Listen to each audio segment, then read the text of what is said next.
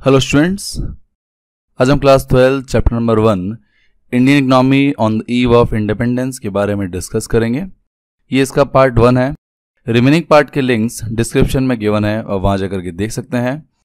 ये आपका एक न्यू सब्जेक्ट है जिसकी ये फर्स्ट वीडियो है, तो इसे आप ध्यान से देखिएगा और जो भी नोट्स इस वीडियो में लिखाए जा रहे हैं उसको आपको भी नोट करने हैं ताकि आपको भी इंडियन इकोनॉमी ईजिली समझ आ जाए और आप पेपर में अच्छा स्कोर कर पाएँ। तो स्टार्ट करते हैं। इस वीडियो में आज हम डिस्कस करेंगे introduction of Indian economy.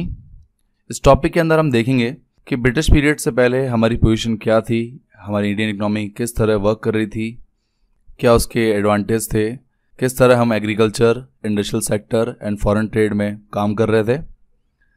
And then हम उसके बाद after the British period, after the British rule हमारी क्या पोजीशन रह गई on the eve of independence, उसके बारे में भी हम डिस्कस करेंगे। देन सेकेंड हम ओरिजिन ऑफ ब्रिटिश रूल के बारे में डिस्कस करेंगे। Third basic purpose of British rule and fourth meaning of colonialism के बारे में डिस्कस करेंगे। तो स्टार्ट करते हैं। सबसे पहले हम देखते हैं इंट्रोडक्शन ऑफ इंडियन इकोनॉमी। सबसे पहले हम देखते हैं कि जब ब्रिटिश पीरियड हमारे यहाँ पर नहीं था, जब ब्रिटिश गवर्नमेंट का राज हमारे यहाँ पर नहीं था, तो हमारी इंडियन इकोनॉमी की क्या पोजीशन थी। तो लिखा है prior to British rule Indian economy was a vibrant and prosperous economy. इसका मतलब है कि ब्रिटिश रूल से पहले हमारी इकोनॉमी काफ़ी विब्रेंट एंड प्रॉस्परस थी, यानी हम हर तरीके से खुश थे, हमें किसी भी चीज़ की दिक्कत नहीं थी, हम अपने लेवल पे सफिशिएंट भी थे, हमारा एग्रीकल्चर सेक्टर अच्छा था, हमारा इंडस्ट्रियल सेक्टर अच्छा था, हमारा फॉरेन ट्रेड भी अच्छा था। क्योंकि हम हमारे agriculture sector, industrial sector and foreign trade में काफ़ी बेटर थे बिफोर द ब्रिटिश रूल, इसलिए हमारी इकोनॉमी को यहाँ पर विब्रेंट एंड प्रॉस्परस इकोनॉमी कहा गया है। सबसे पहले हम एग्रीकल्चर सेक्टर के बारे में देखते हैं। तो बिफोर द ब्रिटिश पीरियड हमारा एग्रीकल्चर सेक्टर काफ़ी अच्छा था। It was a self contained rural economy where cultivators means farmers themselves were the owner of the land. इसका मतलब है कि ब्रिटिश पीरियड से पहले हम सेल्फ कंटेन्ड रूरल इकोनॉमी थे, जहाँ पर फार्मर्स लैंड के ओनर भी थे। जितनी भी लैंड थी फार्मिंग करने के लिए, खेती बाड़ी करने के लिए, वो सारी की सारी हम खुद ओन करते थे, यानी फार्मर्स खुद ओन करते थे। ये आपका फीचर था बिफोर द ब्रिटिश पीरियड, यानी जब हमारे यहाँ पर ब्रिटिश पीरियड का राज नहीं था तो एग्रीकल्चर सेक्टर के अंदर हम एक सेल्फ कंटेन्ड इकोनॉमी थे, जहाँ पर हम किसी और इकोनॉमी या किसी और कंट्री पर डिपेंडेंट नहीं थे फॉर द फूड प्रोडक्शन, और जो फार्मर्स थे वो ओनर थे लैंड के। इसी तरह अगर हम इंडस्ट्रियल सेक्टर की बात करें तो इंडस्ट्रियल सेक्टर में भी हम अच्छे थे। It was famous through out the world for its handicraft products, यानी हम पूरे वर्ल्ड वाइड हैंडीक्राफ्ट प्रोडक्ट्स के लिए काफ़ी फेमस थे। हमारा इंडस्ट्रियल सेक्टर भी काफ़ी अच्छा था। और अगर हम फॉरेन ट्रेड की बात करें तो हम फॉरेन ट्रेड में भी काफ़ी बेटर पोजीशन में थे। Our export enjoyed global reputation. The silk and cotton textiles were famous for their fine quality and the metal and precious stonework were famous for excellent craftsmanship. British period से पहले या हम कहें British rule से पहले हमारा export जो था वो ग्लोबल लेवल पे था। हमारे यहाँ पर सिल्क, कॉटन टेक्सटाइल काफ़ी फेमस थे क्वालिटी के लिए। हम मेटल वर्क और प्रीशियस स्टोन वर्क के लिए भी काफ़ी ज़्यादा फेमस माने जाते थे पूरी दुनिया के अंदर। ये हमारी पोजीशन थी agriculture sector and foreign trade sector की बिफोर द ब्रिटिश रूल।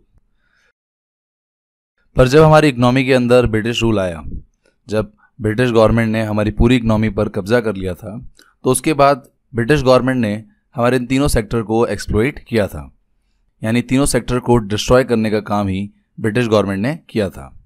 अगर हम एग्रीकल्चर सेक्टर की बात करें तो it was exploited as a source of revenue, यानी जो ब्रिटिश गवर्नमेंट थी वो एग्रीकल्चर सेक्टर को डिस्ट्रॉय कर चुकी थी और सिर्फ उसका use as a revenue source की तरह करती थी। यानी एग्रीकल्चर सेक्टर के अंदर सारा काम ब्रिटिश गवर्नमेंट को रेवेन्यू जनरेट करने के लिए कर दिया गया कि जितना भी काम एग्रीकल्चर सेक्टर में होगा उससे गवर्नमेंट को, ब्रिटिश गवर्नमेंट को रेवेन्यू जनरेट हो, इस तरह सबसे पहले उन्होंने एग्रीकल्चर सेक्टर को डिस्ट्रॉय किया। अगर हम इंडस्ट्रियल सेक्टर की बात करें तो it was destroyed by exploiting the domestic market for the British products, यानी इंडस्ट्रियल सेक्टर को डिस्ट्रॉय करने के लिए, एक्सप्लोइट करने के लिए ब्रिटिश गवर्नमेंट ने अपने प्रोडक्ट्स को यहाँ पर लाकर बेचना चालू कर दिया। यानी हमारी इकोनॉमी के अंदर ब्रिटिश प्रोडक्ट्स जो हैं वो सोल्ड आउट हो रहे थे। हमारे जो प्रोडक्ट थे, जो हैंडीक्राफ्ट प्रोडक्ट थे, उसको बंद कर दिया गया था। उसको डिस्ट्रॉय करने के लिए काफ़ी सारी पॉलिसीज़ बनाई गई थी, जिसके बारे में हम आगे की वीडियोस में डिस्कस करेंगे। साथ ही अगर हम फॉरेन ट्रेड की बात करें तो फॉरेन ट्रेड को भी ब्रिटिश गवर्नमेंट ने पूरी तरह एक्सप्लॉइट कर दिया था। इसके लिए गवर्नमेंट ने काफ़ी सारे पॉलिसीज़ को क्रिएट किया था। इसमें लिखा है export of raw material was encourage to promote supplies to the British industry. यानी हमारी इकनॉमी से हम सिर्फ एक्सपोर्ट के नाम पर अब रॉ मटेरियल ही एक्सपोर्ट करते थे, और वो भी हम सिर्फ ब्रिटिश गवर्नमेंट या ब्रिटेन में करते थे, जिससे ब्रिटिश इंडस्ट्रीज़ को रॉ मटेरियल की सप्लाई मिलती जाए, उनकी इंडस्ट्रीज़ में काम हो। और अगर हम इंपोर्ट की बात करें तो आगे लिखा है कि import of British goods was encourage to give impetus to the industrial revolution then happening in Britain. यानी जो ब्रिटेन में इंडस्ट्रियलाइजेशन आ रहा था, उसमें जो भी गुड्स बन रहे थे, जो भी फिनिश गुड्स बन रहे थे, उसको हम इंडिया के अंदर इंपोर्ट करते थे, जिससे ब्रिटिश गवर्नमेंट का जो बिजनेस है, जो इंडस्ट्रियल सेक्टर है, और ज़्यादा ग्रोथ करे। तो यहाँ पर हमने देखा कि बिफोर द ब्रिटिश पीरियड हमारी इकनॉमी एक विब्रेंट और प्रॉस्परस इकनॉमी थी, but after the British period British government ने हमारे एग्रीकल्चर सेक्टर को डिस्ट्रॉय किया, हमारे इंडस्ट्रियल सेक्टर को डिस्ट्रॉय किया, और हमारे फॉरेन ट्रेड को भी डिस्ट्रॉय कर दिया। इन सभी नोट्स को आपको कॉपी में लिखना भी है, याद रखना, ताकि आपको ये सभी चीज़ें याद भी हो जाएं और समझ भी आ जाएं, और आप कभी भी रिवीजन कर सकें। नाउ आगे बढ़ते हैं। तो आफ्टर द ब्रिटिश रूल हमारी इकनॉमी जो हमारे पास बची थी at the time of independence, वो पूरी तरह डिस्ट्रॉय हो चुकी थी, owing to the systematic exploitation of agriculture and industrial sector and restructuring of India's foreign trade in favor of the British industry or British economy, India changed from a vibrant economy to a stagnant and backward economy. इसका मतलब आपको भी पढ़ने से समझ आ गया होगा कि ब्रिटिश गवर्नमेंट के सिस्टमैटिक एक्सप्लॉइटेशन की वजह से हमारा एग्रीकल्चर सेक्टर डिस्ट्रॉय हुआ, हमारा इंडस्ट्रियल सेक्टर डिस्ट्रॉय हुआ, हमारा फॉरेन ट्रेड भी डिस्ट्रॉय हुआ, जिससे सिर्फ ब्रिटिश इकनॉमी को ही बेनिफिट मिला। हमारी इकनॉमी में इन सभी चीज़ों का कोई भी इम्पैक्ट नहीं पड़ा था, और इसी की वजह से आफ्टर द ब्रिटिश रूल हमारी इकनॉमी जो पहले एक विब्रेंट इकनॉमी थी, एक काफ़ी अच्छे पेस पे ग्रोथ करने वाली इकनॉमी थी, वो अब एक स्टैग्नेंट यानी रुकी हुई और बैकवर्ड यानी पिछड़ी हुई इकनॉमी रह गई।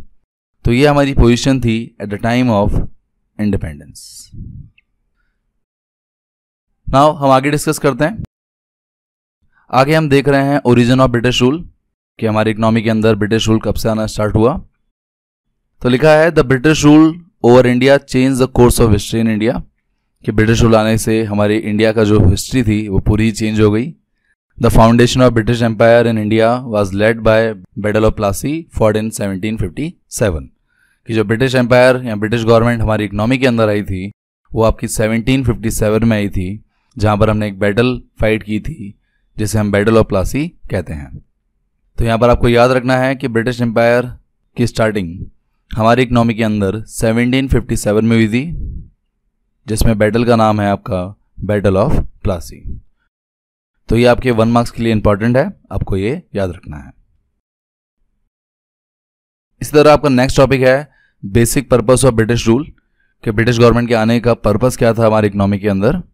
तो उसमें लिखा है the main purpose of the British rule in India was to use Indian economy as feeder economy for the development of British economy, कि ब्रिटिश रूल इंडिया में जब आया तो उनका मकसद सिर्फ एक ही था कि हमारी इकनॉमी में जितने भी रिसोर्सेज हैं उनको एक्सप्लॉइट करके ब्रिटिश इकनॉमी का डेवलपमेंट हो।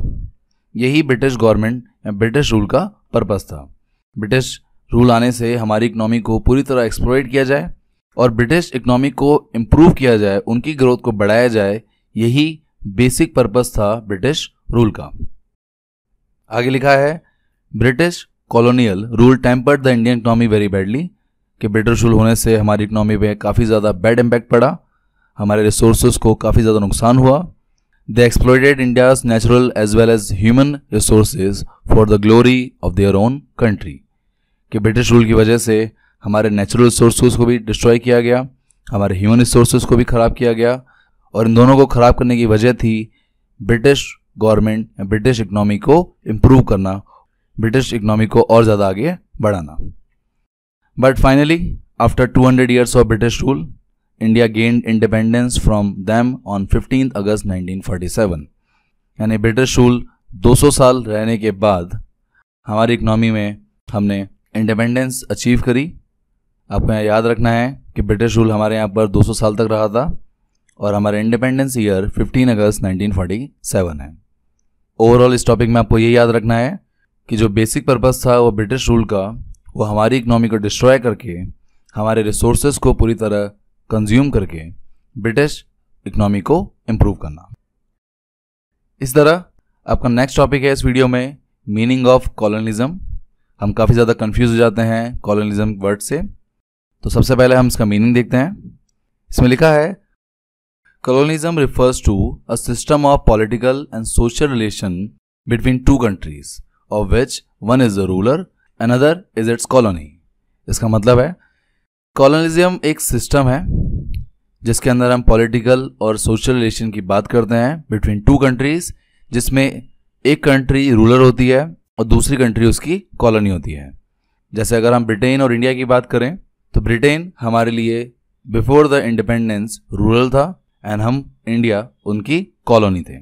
इसी को हम कॉलोनिज्म कहते हैं।